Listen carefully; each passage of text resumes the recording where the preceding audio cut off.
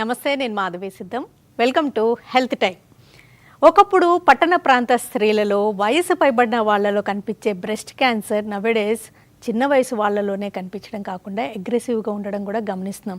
అసలు బ్రెస్ట్ క్యాన్సర్లో రకాలేంటి, లక్షణాలేంటి, నిర్ధారించే పరీక్షలేంటి, అసలు ఏ వయసు నుంచి స్క్రీనింగ్ టెస్టులు చేయించుకుంటూ ఉంటే మంచిది, ముందుగానే తొలి దశలో గుర్తిస్తే ట్రీట్మెంట్ ఆప్షన్స్ ఎలా ఉంటుంటాయి, బ్రెస్ట్ క్యాన్సర్ నివారణ కోసం తీసుకోవాల్సిన జాగ్రత్తలు ఏంటి, ప్రతి స్త్రీ తమ రొమ్ముల పట్ల ఎలాంటి అవగాహన పెంపొందించుకోవాల్సి ఉంటుంది, ఈ వివరాలన్నీ అందించడానికి Gachibowli omega hospitals senior medical oncologist doctor కృపా బజాజ్ మనతో ఉన్నారు. ఆమెను అడిగి మరిన్ని విషయాలు తెలుసుకుందాం. నమస్తే అండి, welcome to the show.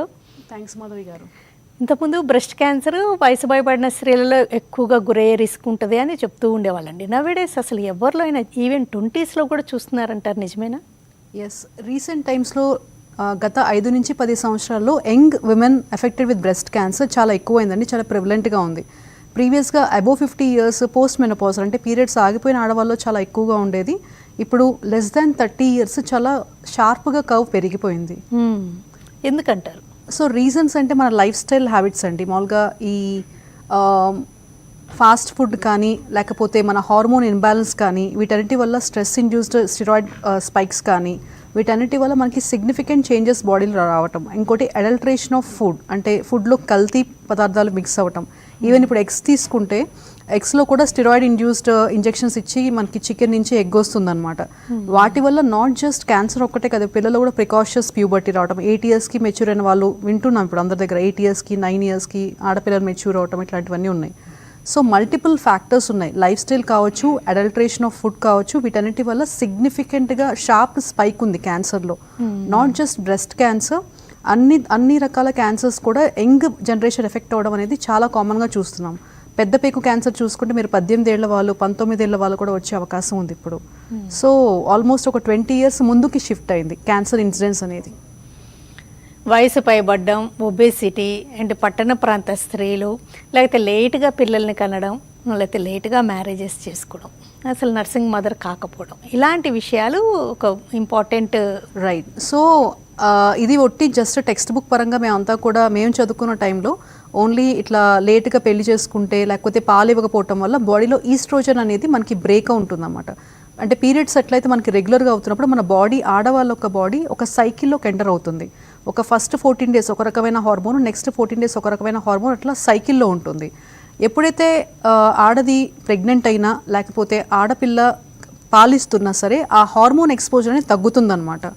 So ఆ తగ్గటం వల్ల ఎంతమంది ఎక్కువ పిల్లల్ని కన్నా లేకపోతే ఎంత ఎక్కువ టైం మనకు పాలిచ్చినా సరే బాడీలో హార్మోన్స్ ఇంబ్యాలెన్స్ అనేది కొంచెం తగ్గి బాడీ ఎక్స్పోజర్ టు ఈస్ట్రోజన్ తగ్గుతుంది. మీరన్న ఒబెసిటీ కానీ లేకపోతే ఈ పాలు ఇవ్వకపోవటం కానీ లేకపోతే లేట్ మ్యారేజెస్, లేట్ ప్రెగ్నెన్సీస్ అవన్నీ కూడా అందరూ చెప్పేదే అది. అంటే కంటిన్యూస్గా ఈస్ట్రోజన్ స్పైక్ ఉండటం వల్ల అట్లా ఉంటుందని చెప్పి అనుకునేదే. అది ఒక్కటే కాకుండా లైఫ్ స్టైల్ వల్ల మనకి సిగ్నిఫికెంట్ ఒబెసిటీ ఉండటం. ఇప్పుడు ఎవరు తీసుకున్నా సరే ఫాస్ట్ ఫుడ్స్, పిజ్జా కానీ లేకపోతే బర్గర్ కానీ, ఇంక్రీజ్ ఇన్ ఫ్యాట్ ఇంటేక్ వల్ల చాలా, ఇంకా మీరు ఇందాక అన్న 20, ఇప్పుడు రీసెంట్గా నేను చూసిన 4 years పాప, జస్ట్ అప్పుడు ఉన్న పాప కూడా బ్రెస్ట్లో ఒక కణిత ఉందన్నమాట, చిన్న కణిత. అది నేను జస్ట్ మామూలుగా సింపుల్ ఇన్ఫెక్షన్ అని వచ్చిందని చెప్పి చూసుకొని టెస్ట్ చేస్తే ఇట్ అవునట్టు బ్రెస్ట్ క్యాన్సర్. 4 yearsకి పీరియడ్స్ ఉండవు లేకపోతే ఏవి ఉండవు, 4 years పాపకి బ్రెస్ట్ క్యాన్సర్. నేను చదువుకునే టైంలో బాంబేలో ఒక 2 years పాపకి బ్రెస్ట్ క్యాన్సర్. అది వెరీ రేర్ టైప్, ఎప్పుడో ఒకసారి చూసేవి ఇవన్నీ కూడా. సో ఈ మనం రెగ్యులర్గా అనుకునే ఈ లేట్ ప్రెగ్నెన్సీస్ అవే కాకుండా మీరు స్పెసిఫిక్గా యంగ్ అన్నారు కాబట్టి ఈ యంగ్ ఏజ్లో లెస్ దాన్ 30 years వచ్చే వాళ్ళలో ఇది మోస్ట్ ఇంపార్టెంట్ కాజ్ అవ్వచ్చు. అలా కాకుండా ఇప్పుడు 30 to 50 చూసుకున్నా, ఇప్పుడు అర్బన్ పాపులేషన్లో sharp spike in breast cancer incidence 30 to 50 ఎక్కువ ఉంది. ఇప్పుడు లెస్ దాన్ 30 కన్నా 30 to 50 చాలా ఎక్కువ ఉంది. వాటికి రీజన్ మీరు అన్నట్టు లేట్ మ్యారేజెస్, లేట్ ప్రెగ్నెన్సీస్ ఉంటే ఒక కిడ్డే రావటం, లేకపోతే అసలు పాలు ఇవ్వకపోవటం, అండ్ ఆల్సో స్ట్రెస్ ఇండ్యూస్డ్, అసలు బాడీలో ఫిజికల్ యాక్టివిటీ లేకపోవటం, ఒబెసిటీ ఇండ్యూస్ అవ్వటం, షార్ప్గా ఒక 25 kgs పుట్టారైన తర్వాత తగ్గలేకపోవడం, ఇట్లాంటి వల్ల మనకి ఏంటంటే ఆడవాళ్ళలో ఓవరీస్ నుంచే కాకుండా ఫ్యాట్ నుంచి కూడా మనకి ఈస్ట్రోజన్ ప్రొడ్యూస్ అవుతుంది. సో ఎక్కువ ఈస్ట్రోజన్ ఉండటం వల్ల వాళ్ళకి ఆ బాడీలో ఉన్న ఆ బ్రెస్ట్ కూడా ఒక సైకిల్లోకి ఎంటర్ అవుతుంది కదా, సో అది కొంచెం చేంజెస్ రావడం వల్ల క్యాన్సర్ వచ్చే ఇన్సిడెన్స్ ఎక్కువ ఉంటుంది. సో రెగ్యులర్గా మనకి పాత కాలంలో లాగా ఎర్లీ మ్యారేజెస్ ఇవన్నీ కూడా వీటి వల్ల ఏంటంటే బాడీలో న్యాచురల్ యాక్టివిటీ, ఫిజికల్ యాక్టివిటీ, లేకపోతే న్యాచురల్గా ఇది పిల్లల్ని కంటం కానీ అంతా ఇవి కాకుండా ఇప్పుడు ఐవీఎఫ్ కూడా చాలా ఇంక్రీజ్ అయ్యాయి. Lot of people are taking pills కానీ లేకపోతే హార్మోన్ ట్రీట్మెంట్స్ కానీ తీసుకుంటున్నారు. వీటి వల్ల షార్ప్ ఇంక్రీజ్ ఇస్తారు. సో అందుకని రివర్ట్ బ్యాక్ టు నార్మల్, అంటే ముందు ఎట్లా అయితే మన లైఫ్ స్టైల్ ఉండేదో దాన్ని మనం అడాప్ట్ చేసుకోగలిగితే, వెస్టర్నైజేషన్ కాకుండా మన ఇండియన్ సిస్టమ్ని మనం ఫాలో అవ్వగలిగితే, మన బాడీకి ఏదైతే మన తీరు కరెక్ట్గా అలవాటైందో ఎప్పటి నుంచో కొన్ని తరాలుగా దాన్ని కనుక మనం అడాప్ట్ చేసుకున్నట్లయితే ఈ క్యాన్సర్ ఇన్సిడెంట్సే కాదు, ఇప్పుడు యంగేజ్లో హార్ట్ అటాక్స్ కానీ ఇవన్నీ కూడా వింటున్నాం చాలామందికి. 34 years వాళ్ళకి హార్ట్ అటాక్. రీసెంట్గా ఒక కార్డియోథొరాసిక్ సర్జన్ డ్యూటీలోనే చనిపోవడం హార్ట్ అటాక్ వల్ల. సో ఇవన్నీ కూడా మనం హాస్పిటల్లో డ్యూటీ చేస్తున్న టైంలో అవ్వటం, ఇవన్నిటికీ రీజన్ కూడా అదే. సో ఇవన్నీ మనం రివర్ట్ బ్యాక్ టు నార్మల్, అంటే ముందు ఎట్లా ఉందో అట్లా అయితే కనుక ఇవన్నీ కూడా మనం కంట్రోల్ చేసుకోగలుగుతాం. ఇవన్నీ కూడా రొటీన్కి భిన్నంగా జరుగుతున్నవి కదా. సో అది late night sleeps. Exactly. Yeah. అయితే బ్రెస్ట్ క్యాన్సర్ అనేది ఎప్పుడు బ్రెస్ట్లోనే డెవలప్ అవుతుందా, సమ్ అదర్ పార్ట్స్ నుంచి స్ప్రెడ్ అవ్వడం, లేకపోతే ఇంకా సైలెంట్గా ఉండడం, ఇలా కూడా ఉండొచ్చు అంటారు? సో బ్రెస్ట్ క్యాన్సర్ వేరే అవయవాల నుంచి బ్రెస్ట్కి రావటం ఉండదండి. మనకి బ్రెస్ట్లో గ్రంథి ఉంటుంది, దాని నుంచి పాలు ఉత్పత్తి చెందుతాయి. ఆ గ్రంథి నుంచి పాలు ఒక ట్యూబ్స్ ద్వారా మనకి పాలు ప్రొడ్యూస్ అయ్యి బయటికి వస్తుందన్నమాట. సో ఈ గ్లాండ్స్ అనేవి ఏవైతే ఉంటాయో వాటి నుంచి కానీ ట్యూబ్స్ నుంచి కానీ మనకి క్యాన్సర్ కణంగా ఉత్పత్తి చెందుతుంది. అది అంటే నార్మల్గా మన బాడీలో ప్రతి ఒక్కటి కూడా ఒక కణం ఇంకొక కణంగా వృద్ధి చెందడానికి చనిపోతుంది అనమాట, అపటోసిస్ అంటాం. సో అలా అయ్యే క్రమంలో సడన్గా ఒక జీన్ చేంజ్ వచ్చి ఆ జీన్ చేంజ్ వల్ల అది క్యాన్సర్ కణంగా మారుతుంది. అక్కడ ఆరిజిన్ అయింది వేరే చోటకి వెళ్తుంది, కానీ వేరే చోటది వచ్చి రావటం వల్ల మనకి బ్రెస్ట్ క్యాన్సర్ అవ్వటం ఉండదు. సో ఆ కణాల్లో ఉన్న మార్పిడి, చనిపోతూ పుడుతున్న కణంలో ఉన్న మార్పిడి వల్ల అక్కడ రొమ్ములో ఒక గడ్డ తయారవుతుంది. ఎక్కువ స్టేజ్ పోయే కొద్దీ, కాలం గడిచే కొద్దీ అక్కడి నుంచి చంకలో వెళ్ళటం లింఫ్ నోడ్స్ అంటాం. ఎట్లయితే ట్రాఫిక్లో మనకి ఒక స్టేషన్ నుంచి ఇంకో స్టేషన్ సిగ్నల్స్ ఉంటాయో అట్లానే ఒక చోట మనకి క్యాన్సర్ కణం ఆరిజిన్ అయినప్పుడు ఒక చోటు నుంచి ఇంకో చోటుకు వెళ్ళే ముందర ఫస్ట్ స్టెప్గా తనకి చంకలో వస్తుంది, తర్వాత దాని నుంచి కొంచెం లంగ్స్లో కానీ మధ్యలో కానీ వెళ్ళటం, అక్కడి నుంచి మళ్ళీ లివర్కి వెళ్ళటం, అట్లా రకరకాల ఆర్గన్స్కి స్ప్రెడ్ అవుతుంది. అసలు సెల్ఫ్ ఎగ్జామినేషన్ వీటితో పాటు అసలు స్క్రీనింగ్ గురించి, వీటన్నిటి గురించి ఎలాంటి అవగాహన ఉండాలనేది ఒకసారి చెప్తారా? Exactly.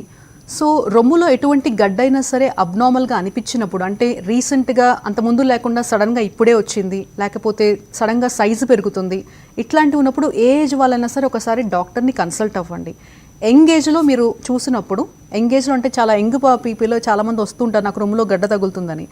Most of the times ఫైబ్రోడినోమాస్ అంటే రొమ్ములో ఉన్న ఏదైతే గ్రంథుల గురించి మాట్లాడుకున్నామో, సో ఆ గ్రంథులే కొంచెం ఒక చిన్న గడ్డలా మారుతుంటుంది అనమాట. సో అది చాలా కామన్గా చూస్తాము. సో దాని గురించి కంగారు పడి చాలామంది రెగ్యులర్గా కన్సల్టేషన్కి వస్తూ ఉంటారు. సో మీరు కనుక ఆ ఫైబ్రోనోమా చెప్తే కనుక రిపీటెడ్గా అవి ఈ డాక్టర్ ఇది చెప్పారు, మళ్ళీ ఇంకో మీరు కూడా కన్సల్టేషన్ ఇవ్వండి, లేకపోతే సెకండ్ ఒపీనియన్ ఇవ్వండి అని ఇస్తూ అనమాట. ప్రతి ఒక్కరు కూడా డౌట్ ఉన్నప్పుడు యంగ్ విమెన్ అయితే కనుక లెస్ దాన్ 40 years అయితే we usually suggest ultrasound breast. మీకు ఏమన్నా అబ్నార్మల్గా నొప్పి వస్తుంది అట్లా ఉన్నప్పుడు ఏంటంటే అల్ట్రాసౌండ్ బ్రెస్ట్ మాత్రమే చేయించుకోండి. ఎక్స్రే ఎక్స్పోజర్ తగ్గించాలి, ఎందుకంటే ఎంగేజ్లో ఎక్స్రే ఎక్స్పోజర్ అసలు మంచిది కాదు, it's also radiation. So ultrasound బ్రెస్ట్లో కనుక మీకు మామూలు గడ్డలే ఉన్నాయి అట్లా అని చెప్పినప్పుడు మీరేమి కంగారు పడాల్సిన అవసరం లేదు. సో ఫైబ్రోడినోమాస్, ఫైబ్రోడినోసిస్ మీ గ్రంథుల్లో జస్ట్ ఒక చిన్న మార్పు చేసి ఒక చిన్న ముద్దలా తయారవుతుంది. ఎట్లయితే మనకి స్కిన్ మీద కూడా కొన్ని చిన్నవి చూస్తాము లంప్స్, బ్రెస్ట్లో అట్లాంటివి ఉంటాయి. మీరు ఒక 100 విమెన్ని మరి స్క్రీన్ చేస్తే 100లో అట్లీస్ట్ 10 to 15 విమెన్ వాళ్ళకి ఫైబ్రోడినోమాస్ కానీ ఫైబ్రోడినోసిస్ కానీ ఉండే అవకాశం ఉంటుంది. ఇవి బినైన్ అంటే క్యాన్సర్ కాదు. చాలామంది అడిగే క్వశ్చన్ అంటే ఇది క్యాన్సర్లా మారుతుందా, ఇప్పుడున్న గడ్డ మా ఇంటి పక్కన వాళ్ళు అలా చెప్పారని చెప్పి అడుగుతూ ఉంటారు. ఫైబ్రో ఎడినోమాస్ కానీ ఫైబ్రో ఎడినోసిస్ కానీ మీరు ఏమన్నా సరే రిపోర్ట్ చూసినట్లయితే మీ అల్ట్రాసౌండ్లో అవి ఎప్పటికీ క్యాన్సర్లా మారే అవకాశం ఉండవండి. అవి జస్ట్ మీ ఒంటి మీద పుట్టుమచ్చ ఎట్లా ఉంటుందో బ్రెస్ట్లో ఒక చిన్న లంప్లా అట్లా ఉండిపోతుంది. మీకే కాదు, చేస్తే చాలామందికి, 100లో నేను అన్నాను కదా 15 మందికి కనీసం బయటపడుతుంది. రెగ్యులర్గా ఆడవాళ్ళందరూ కూడా 40 ఏళ్ళు దాటిన తర్వాత సంవత్సరానికి ఒకసారి యాన్యువల్ చెకప్ చేయించుకోవాలి. దానిలో మ్యామోగ్రామ్ కంపల్సరీ ఇంక్లూడ్ అవ్వాలి. నాకేం లేదు కదా 60 ఏళ్ళ తర్వాత చూద్దాం అట్లా అని మాత్రం అనుకోకూడదు. ఇప్పుడు మారిన కాలం ప్రకారంగా increase in breast cancer incidents వల్ల మీరు డెఫినెట్గా 40 yearsకి షార్ప్గా యాన్యువల్లీ వన్స్, మీ సిస్టర్ అవ్వచ్చు, లేకపోతే మీ ఇంట్లో ఒక ఫ్యామిలీ మెంబర్ అవ్వచ్చు, లేకపోతే మీరే కావచ్చు, మీ పేరెంట్స్ అవ్వచ్చు, 40 years నుంచి కంపల్సరీగా ఇయర్లీ వన్స్ క్యాన్సర్ స్క్రీనింగ్ చేయించుకోవడం చాలా ఇంపార్టెంట్. ఆడవాళ్ళకైతే మాత్రం రొమ్ముకు సంబంధించింది digital mammogram, x-ray mammogram 40 years నుంచి స్టార్ట్ చేయాలి. బిఫోర్ దట్ ఏజ్ మీరు నెలకొకసారి మీకు సెల్ఫ్ ఎగ్జామినేషన్ ఇవన్నీ చేసుకోవడం అనేది ప్రతి ఒక్కరు హెల్దీ హ్యాబిట్లా మీరు అలవాటు చేసుకోవాల్సిన అవసరం ఉంది. అలాంటప్పుడు ఏమైనా కొత్త మార్పులు కనుక మీరు ఏమైనా గమనించుకున్నట్లయితే, రొమ్మే కాదు శరీరంలో మీకు ఏదైనా కొత్త మార్పు కనుక మీరు గమనించినట్లయితే కంపల్సరీ ఒక డాక్టర్ని మీరు కన్సల్ట్ అవ్వడం చాలా ఇంపార్టెంట్. ప్రతి ఒక్కటి క్యాన్సర్ అవ్వదు, but right guidance at right time is most important. Correct. Breast క్యాన్సర్లో టైప్స్ ఉండడం, టైప్ని బట్టి సిమ్టమ్స్ మారడం, లేకపోతే చాలా అగ్రెసివ్గా ట్రీట్మెంట్కి లొంగకపోవడం, ఇలా కూడా ఉండొచ్చా? ఎగ్జాక్ట్లీ. ఇప్పుడు మనుషుల్లో మనకు ఒక కాలనీలో తీసుకుంటే 4 రకాల మనుషులు ఉంటారండి. మంచోళ్ళు అవ్వచ్చు, లేకపోతే అగ్రెసివ్ అవ్వచ్చు, లేకపోతే చాలా మైల్డ్గా ఉండొచ్చు. ఇట్లా మనుషుల రకాలు ఎట్లా అయితే ఉంటాయో బ్రెస్ట్ క్యాన్సర్లో కూడా 4 రకాలు ఉంటాయండి. Triple negative breast cancer, hormone positive breast cancer, triple positive breast cancer, HER2 only breast cancer, 4 రకాలు ఉంటాయి. సో కామన్గా పేషెంట్స్ అడిగేది అంటే మా ఊర్లో వాళ్ళకి ఈ ట్యాబ్లెట్లు పెట్టారు కొన్ని సంవత్సరాలు, నాకేంటండి ట్యాబ్లెట్లు పెట్టలేదు, ఆమె ఇప్పటి కూడా వాడుతూ ఉండి ట్రీట్మెంట్ అయిపోయి ఒక 2-3 సంవత్సరాలు అవుతుంది, తను అది వాడుకుంటుంది, నాకు పెట్టలేదని అడుగుతూ ఉంటారు. సో మీరు మీ రకాన్ని బట్టి ట్రీట్మెంట్ పూర్తిగా మారిపోతుందండి.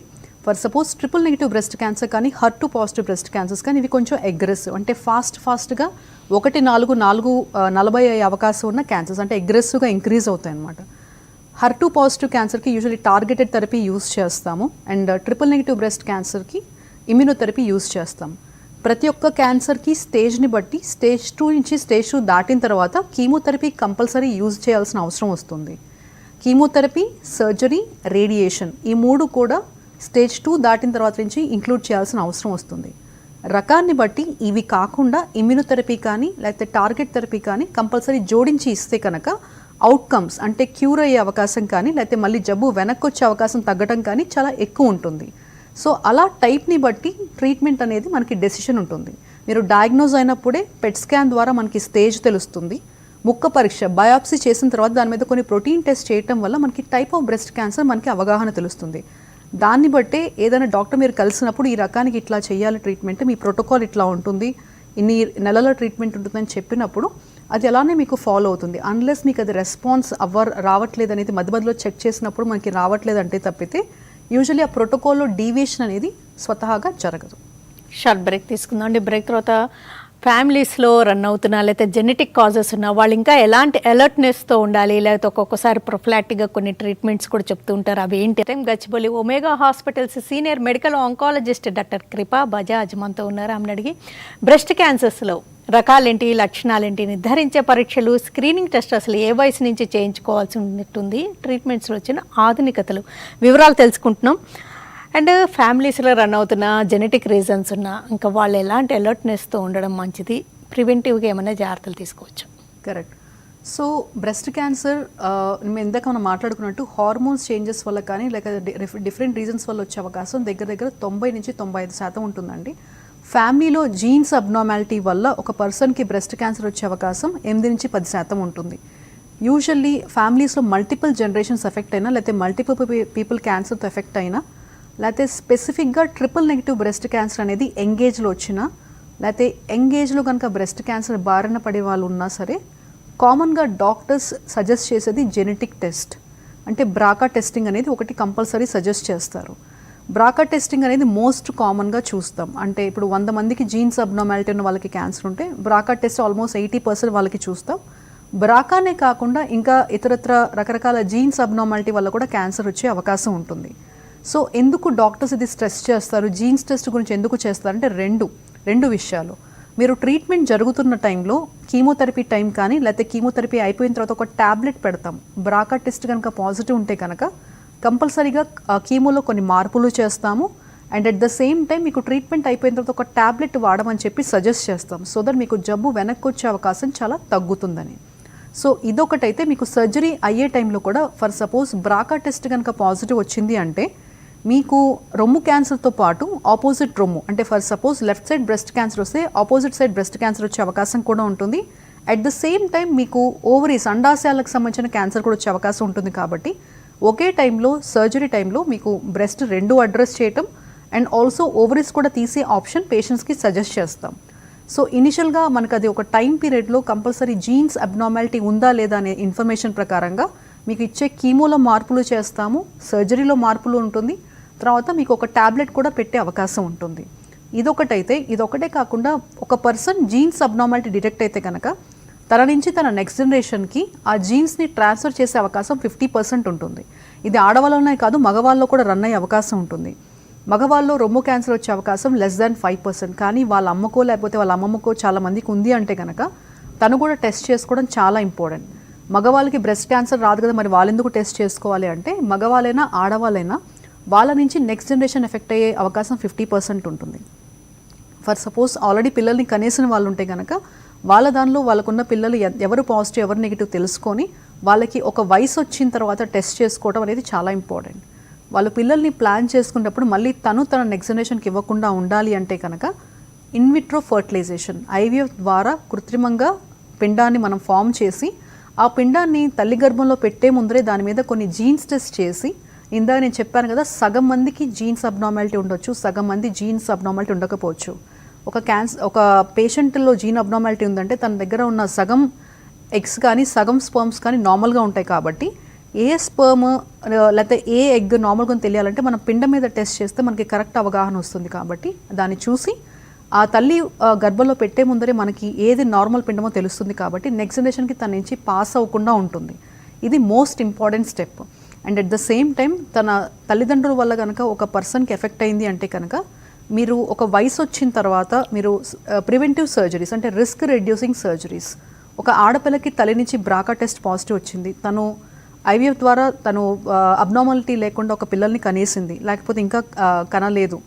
సో ఇలాంటి పర్సన్ 35 years వచ్చిన తర్వాత అండాశయాలు తీయించుకోవటం ఒకటి, తర్వాత రొమ్ముకి సంబంధించింది చాలా క్లోజ్ ఫాలోఅప్లో పెట్టడం కానీ లేకపోతే రొమ్ముకి సంబంధించిన సర్జరీ చేయడం కానీ సజెస్ట్ చేస్తాము. సో ఇవి ఉంటాయి. మనల్నే కాకుండా మన నెక్స్ట్ జనరేషన్ని కూడా మనం ప్రొటెక్ట్ చేసుకునే అవకాశం ఉంటుంది. సో మోస్ట్ ఇంపార్టెంట్, మీరు ఇంట్లో కనుక ఫ్యామిలీలో మల్టిపుల్ పీపుల్ కనుక క్యాన్సర్తో ఎఫెక్ట్ అయ్యారు, ఇప్పుడు ఆ క్యాన్సర్ టెస్ట్ అబ్నార్మాలిటీయా లేకపోతే జీన్స్ అబ్నార్మాలిటీ ఉందో లేదో తెలుసుకోవడానికి వాళ్ళు లేరు అనుకుంటే కనుక మీరు జెనెటిక్ కన్సల్టేషన్ తీసుకొని బ్లడ్ టెస్ట్ ద్వారా మీకు ఏమైనా మీ ఫ్యామిలీలో క్యాన్సర్ రిస్క్ రన్ అవుతుందా లేదో తెలుసుకోవచ్చు. అది కనుక మీరు పాజిటివ్ ఉంటే మీ నుంచి మీ నెక్స్ట్ జనరేషన్కి రాకుండా జాగ్రత్త పడవచ్చు. అట్ ద సేమ్ టైం మీకు రాకుండా కొన్ని సర్జరీస్ కానీ కొన్ని ప్రోటోకాల్స్ ఉంటాయి, స్క్రీనింగ్ ప్రోటోకాల్స్, అవి ఫాలో అయితే క్యాన్సర్ రాకుండా అట్ ద సేమ్ టైం ఒకవేళ వచ్చినా సరే చాలా ఎర్లీ స్టేజ్లో డిటెక్ట్ అయ్యి క్యూర్ అయ్యే అవకాశం ఎక్కువ చేసే అవకాశం ఉంటుంది. సో ఫ్యామిలీలో జీన్ అబ్నార్మాలిటీ కానీ ఎంగేజ్లో క్యాన్సర్ వచ్చిన వాళ్ళు కానీ ఇది కొంచెం మీరు దృష్టిలో పెట్టుకొని టెస్టులు చేసుకోవడం, సరైన కౌన్సిలింగ్ తీసుకోవడం, గైడెన్స్ తీసుకోవడం మోస్ట్ ఇంపార్టెంట్.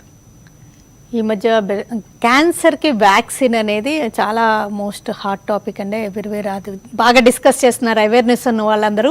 ఈ బ్రెస్ట్ క్యాన్సర్కి ఏమన్నా వ్యాక్సిన్ ఏమన్నా హెల్ప్ చేసే అవకాశం ఉందా రాకుండా?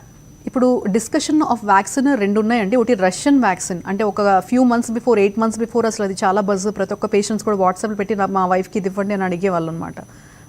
ఆ వ్యాక్సిన్ అనేది ఇంకా దానికి ఎవిడెన్స్ ఇంకా ట్రయల్స్ కానీ ఇంకా ఇది ఎస్టాబ్లిష్ అవ్వలేదు, రష్యన్ వ్యాక్సిన్. ఇంకోటి UK బేస్డ్ వ్యాక్సిన్ ఒకటి ఉంది, యాక్సిమ్ కంపెనీది.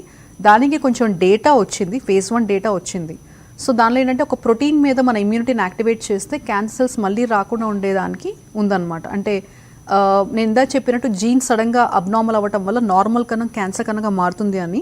సో అలాంటప్పుడు కొన్ని ప్రోటీన్స్ కూడా అబ్నార్మల్గా ఎక్స్ప్రెస్ అవుతుందండి. దాన్ని టార్గెట్ చేస్తూ కొన్ని వ్యాక్సిన్స్ ట్రయల్స్లో ఉన్నాయి. అది ఇంకా చాలా ఎర్లీ స్టేజ్లో ఉండేది. దానికి డేటా రావాలి అంటే కనుక ఇంకా కొంచెం టైం పడుతుంది. వస్తే కనుక వీఆర్ మోర్ దాన్ హ్యాపీ. అదొకటి. ఇంకోటి హనీబీ వినం వల్ల క్యాన్సర్స్ మాయమైపోయాయని, ఇవన్నీ కూడా there is no data for that. ఆ డేటా వచ్చింది, డేటా అంటే సైంటిఫిక్ ఎవిడెన్స్ ఉంటే ఇంతమందికి పనిచేసింది వీళ్ళకి రాలేదు అనేది ఒక ఎవిడెన్స్ ఉంటే కనుక ధైర్యంగా నేను మీకు చెప్పగలుగుతాను ఉంది లేదు అనేది. ఓకే. ఇంకోటి ఓవేరియన్ క్యాన్సర్కి గురైన వాళ్ళకి బ్రెస్ట్ క్యాన్సర్ వచ్చే రిస్క్, లేకపోతే బ్రెస్ట్ క్యాన్సర్ ఉన్న వాళ్ళకి ఓవేరియన్ క్యాన్సర్ ముప్పు కూడా పొంచి ఉండవచ్చు అంటారు. దీంట్లో ఫ్యాక్ట్ ఉందా? ఉంది మాధవి గారు. ఇందాక మనం అనుకున్నట్టు బ్రాకా టెస్ట్ గురించి మనం మాట్లాడుకున్నాం. బ్రాకా 1, బ్రాకా 2 అంటే జన్యుపరమైన సమస్య వల్ల ఎవరికైనా క్యాన్సర్ వచ్చింది అంటే కనుక వాళ్ళ వయసు కానీ వాళ్ళ ఫ్యామిలీ హిస్టరీ ప్రకారంగా కంపల్సరీ చేస్తాం. చేసినప్పుడు ఎస్పెషలీ బ్రాకా 1, బ్రాకా 2 అని 2 ఉంటాయండి. బ్రాకా 1 కనుక ఒక స్త్రీకి పాజిటివ్ ఉందంటే కనుక తనకి రొమ్ము క్యాన్సర్తో పాటు అండాశయానికి సంబంధించిన క్యాన్సర్ వచ్చే అవకాశం 60 నుంచి 65% ఉంటుంది. సో ఎవరికైతే బ్రాకా టెస్ట్ పాజిటివ్ ఉందో వాళ్ళకి క్యూర్ అయ్యే స్టేజ్ దశలో కనుక క్యాన్సర్ ఉన్నట్లయితే, రొమ్ము క్యాన్సర్ ఉన్నట్లయితే కనుక వాళ్ళకి చాలా యాక్టివ్గా కౌన్సిలింగ్ చేస్తాం. ఎందుకంటే ఓవరీస్ ఒక దశ తర్వాత దానివల్ల పేషెంట్కి పెద్ద ఉపయోగం ఉండదు, ఏ స్త్రీకి పెద్ద ఉపయోగం ఉండదు. అది క్యాన్సర్ కారకం అని తెలిసిన తర్వాత రిస్క్ రెడ్యూసింగ్ సర్జరీ, బ్రెస్ట్ సర్జరీతో పాటు దాన్ని కూడా డెఫినెట్గా అడ్రస్ చేస్తాము. అండ్ బ్రాకా 1 జీన్ కనుక ఫ్యామిలీలో రన్ అవుతుంది అని తెలిసినప్పుడు నేను ఇందాక చెప్పినట్టు 35 ఇయర్స్ రాగానే చాలా స్ట్రాంగ్గా కౌన్సిలింగ్ చేస్తాం వాళ్ళకి. ఎందుకంటే రొమ్ము క్యాన్సర్ అయినా రొమ్ము గడ్డ కొంచెం తొందరగా బయటపడుతుందండి. ఓవరీ క్యాన్సర్ అనేది చాలా స్లోగా, మోస్ట్ ఆఫ్ ద టైమ్స్ మేము స్టేజ్ 3లోనే చూస్తాం. ఎందుకంటే అది స్టేజ్ 1 అంటే చాలా కన్ఫైన్డ్గా ఉంటుంది కింద పెల్విస్కి. Most of the times urine కొంచెం ఎక్కువ వస్తుంది, నాకు వేడి చేసిందని కొంతమంది, లేకపోతే గ్యాస్ వచ్చిందని కొంతమంది, అట్లానే అవుతూ ఉంటుంది. స్టేజ్ 3 కూడా ఎర్లీ స్టేజ్ డిటెక్ట్ అవ్వడం అనేది చాలా తక్కువ మందికి చూస్తాం అనమాట. ఎందుకంటే ఇట్లానే గ్యాస్ వచ్చింది, పొట్టొబ్బరంగా ఉందని చెప్పి వాళ్ళు ఏదో ఒకటి వాడుతూ ఉంటారు ఆయుర్వేదిక్ మెడిసిన్స్. పొట్టలో వాటర్ రీచ్ అయ్యేంత వరకు కూడా మన ఇండియన్స్ రారు. ఇది 80 to 85% ఆఫ్ ద టైమ్స్ ఇదే సినారియో మాకు.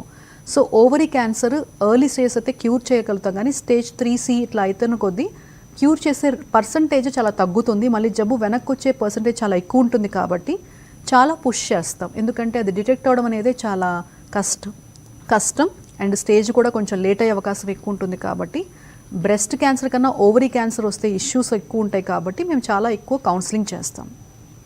బ్రెస్ట్ క్యాన్సర్ తొలి దశలో గుర్తిస్తే ఓన్లీ లంప్ వర్క్ తీసేయడం, లంపెక్టమీ అనేది. అంటే లేట్ స్టేజ్లో అయితే మరి టోటల్ బ్రెస్ట్ తీసేయాల్సిన పరిస్థితులు ఇంకా ఉన్నాయా, ఇంకెలా ఉంది? సో ఇప్పుడు స్టేజ్ 3 ఉన్నా సరే బ్రెస్ట్ మొత్తం తీసేసే పరిస్థితి లేదు మాధవ్ గారు. ఇప్పుడు అంటే రొమ్ములో 4 భాగాలుగా ఉంటుంది రొమ్ము అనేది. అంటే ఒక క్లాక్ని 4 భాగాలు విభజించినట్టు రొమ్ముని కూడా 4 భాగాలుగా విభజిస్తాం అనమాట. సో దాని లొకేషన్ ఎట్లా ఉంది, గడ్డలు ఎన్ని ఉన్నాయి, దాన్ని బట్టి మనం రొమ్ము కన్జర్వ్ చేయగలమా లేమా. Usually early stage, very early స్టేజ్లో ఉన్నప్పుడు అంటే మీరు అన్నట్టు లంపెక్టమీ చేస్తాం. But stage 2 and beyond most of the times chemotherapy ఇవ్వాల్సి వస్తుంది. సో పేషెంట్ ఒకరు డయాగ్నోస్ మా దగ్గరకు వచ్చినప్పుడు ఆ బ్రెస్ట్లో ఏ లొకేషన్లో ఉంది, దాని సైజ్ ఎంత ఉంది, మనం ఎట్లా, దాని రకం ఏంటి, ఇవి చూసి పేషెంట్ కనుక కీమోథెరపీ కంపల్సరీ ఇవ్వాల్సిన అవసరం వస్తుంది అన్నప్పుడు దానికి ఒక చిన్న క్లిప్ మార్కర్గా వేసి కీమోథెరపీ ఇచ్చిన తర్వాత దాని వరకు స్కూప్ అవుట్ చేస్తాం, అంటే అంతవరకు తీసేస్తాం. అలా కాకుండా చాలా పెద్దది, చాలా ఆల్మోస్ట్ రొమ్మంతా ఇన్వాల్వ్ అయిపోయి ఉండింది అండ్ ఆల్సో మల్టిపుల్ క్వాడ్రెంట్స్, అంటే ఆ 4 భాగాల్లో మల్టిపుల్ క్వాడ్రెంట్స్లో ఇన్వాల్వ్ అయింది, స్కిన్ అంతా ఇన్వాల్వ్ అయిపోయింది, ఇలా అంతా ఉన్నప్పుడు మాత్రం బ్రెస్ట్ కన్జర్వ్ చేయడానికి ట్రై చేయము. బట్ మీరు అన్నట్టు లంపెక్టమీ అనేది వెరీ వెరీ ఎర్లీ స్టేజే కాదు, తర్వాత కూడా మేము ఆఫర్ చేస్తాం, ప్రొవైడెడ్ ఆ రొమ్ములో ఎంత ఇన్వాల్వ్ అయింది చూసుకొని దాన్ని బట్టి మేము సజెస్ట్ చేస్తాం. బ్రెస్ట్ సైజుని బట్టి, టైప్ని బట్టి అండ్ అంటే కొంతమందిలో వాల్యూమ్ పెద్దగా ఉండొచ్చు, చిన్నగా ఉండొచ్చు, ట్రీట్మెంట్ ఆప్షన్స్ మారుతూ ఉంటాయి అంటారు. ట్రీట్మెంట్ ఆప్షన్స్ అంటే కీమోథెరపీ అనేది మారదండి, కాకపోతే ఏంటంటే బ్రెస్ట్ ట్యూమర్ రేషియో ఇందా నేను అన్నట్టు స్కూప్ అవుట్ చేయడానికి మనకి తీసేస్తే మొత్తం అంతా పూర్తిగా డొల్లగా ఎంటీగా ఉందంటే కనుక అలా చేయటం అనేది మనకి పేషెంట్కి ఉపయోగం ఉండదు. కాస్మెటికల్లీ it is not good. So అలా కాకుండా మనకి అంత ఎక్కువ లేదు, పేషెంట్కి కొంత తీసినా సరే ఇంకా చాలా ఎక్కువ బ్రెస్ట్ నార్మల్ షేప్ రిటైన్ చేసుకోగలుగుతుంది అన్నప్పుడు కనుక బ్రెస్ట్ కన్జర్వేషన్ సర్జరీ ఆఫర్ చేయడం చాలా ఈజీ అవుతుంది. చాలా పెద్ద గడ్డ, స్కిన్ అంతా ఇన్వాల్వ్ అయిపోయింది, లేదా నిప్పుల్కి చాలా దగ్గరలో మొత్తం ఇన్వాల్వ్ అయింది అన్నప్పుడు కొన్ని కాస్మెటిక్ కాంప్లికేషన్స్ కానీ అంత చేయలేం, ప్రిజర్వ్ చేయలేం. అలాంటప్పుడు ప్లాస్టిక్ సర్జన్స్ ఇన్వాల్వ్మెంట్ ఉంటుంది, కానీ సక్సెస్ రేట్ అనేది కొంచెం తక్కువ ఉంటుంది అనమాట. అండ్ ఇంకొకటి అంటే జబ్బు వెనక్కి రాకుండా ఉండటం అనేది మాకు మోస్ట్ ఇంపార్టెంట్ టార్గెట్ ఫస్ట్. ఇందానట్టు స్కిన్ చాలా ఎక్కువ ఇన్వాల్వ్ అవ్వడం, చాలా ఎక్కువ అన్నప్పుడు ఏముందంటే మేము బ్రెస్ట్ కన్జర్వ్ చేయము, తీసేసి దాన్ని మళ్ళీ రీకన్స్ట్రక్ట్ చేస్తాం, కానీ ఆ రొమ్ము పైన ఉన్న స్కిన్ కానీ అవి కానీ ఉంచమన్నమాట. సో ఎక్స్టెన్సివ్ ఇన్వాల్వ్మెంట్ ఉంటే రొమ్ము కన్సర్వ్ చేయడం అంత మంచిది కాదు, కానీ usually up to stage 3, stage 2, stage 3 వరకు కూడా we will try to conserve the breast as much as we can.